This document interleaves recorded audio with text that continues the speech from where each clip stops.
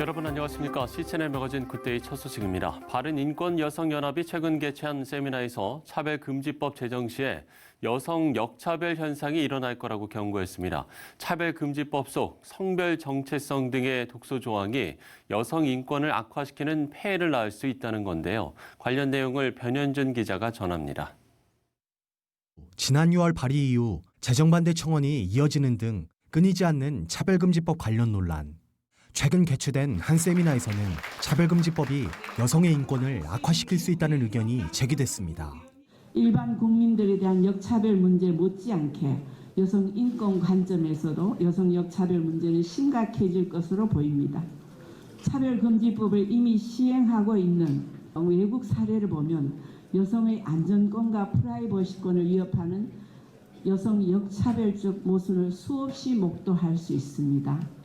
주최 측은 전국 18세 이상 성인 여성을 대상으로 진행한 설문조사에서 차별금지법의 독소 조항에 대한 질문에 대해 대부분의 응답자가 반대 의견을 표했다고 밝혔습니다.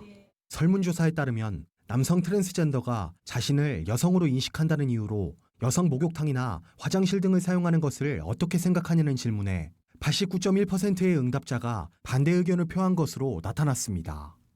또 남성 트랜스젠더의 여성 스포츠 경기 출전과 국방의 의무, 면제 문제 등에 대해서는 각각 87%와 76.3%의 응답자가 반대 의견을 밝혔습니다.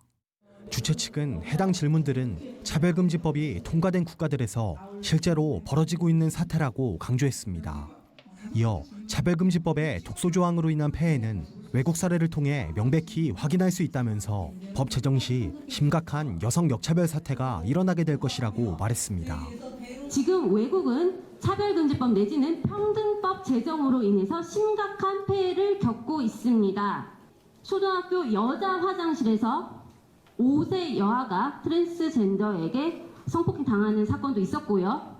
또 2020년 3월 미국의 한 고등학교에서는 성중립 화장실에서 성폭행 사건이 또 발생해서 그런 성중립 화장실이 폐쇄되는 그런 지경에까지 이르렀습니다. 차별을 금지한다는 미명하에 추진되는 차별금지법은 여성에게 심각한 역차별을 초래하고 여성뿐만 아니라 국민 전체의 기본권을 심각하게 침해하는 심각한 문제점이 있습니다.